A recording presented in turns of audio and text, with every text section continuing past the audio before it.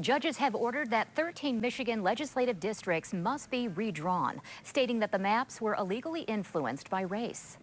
News 8's Demetrius Sanders joins us in studio with more on what this could mean for the state. Demetrius? Well, the seats in question are 7 in the Michigan House and 6 in the Senate, all in the Detroit area. And a panel of judges says elections can no longer be held in these districts as they are currently drawn. In 2022, 19 black Detroit residents who live in 13 different Michigan House and Senate districts filed a lawsuit claiming the boundaries of their districts diluted their voting power. Nearly 80% of Detroiters are black, but experts told the Michigan Independent Citizens Redistricting Commission they must limit the black voting age population in Detroit area districts to around 35 to 45% to comply with the Federal Voting Rights Act. In an opinion written by a panel of 3 federal judges, they stated that proposition is without support. On Thursday night, the judges ordering those 13 districts to be redrawn. U.S. Circuit Judge Raymond Kethledge wrote, "The record here shows overwhelmingly, indeed inescapably, that the commission drew the boundaries of plaintiffs' districts predominantly on the basis of race. We hold that those districts were drawn in violation of the Equal Protection Clause of the U.S. Constitution."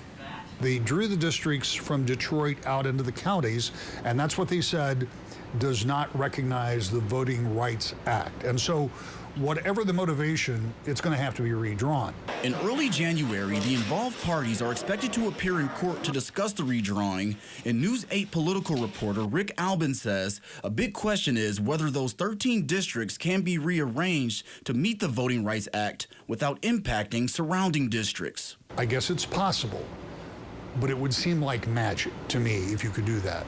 Redistricting is hard. Doesn't matter who does it. He says it could create a snowball effect involving the state's legislative boundaries. And where many or most districts have to be redrawn. Speculative, don't know that that will happen, but I think that is the potential of what could happen.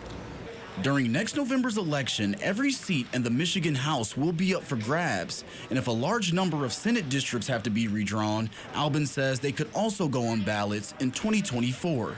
It's going to be a matter of timing, a matter of who and how you draw those lines, and just how quickly you can come into compliance with the Federal Voters' Rights Act. In response to the judge's orders, a Michigan Secretary of State spokesperson says Secretary Benson will continue to fulfill her ministerial responsibilities to the commission. Her priority and role remains ensuring all voters and candidates have the clarity they need to fully participate in all elections and working with clerks to ensure any changes in districts are effectively communicated to all those who are impacted.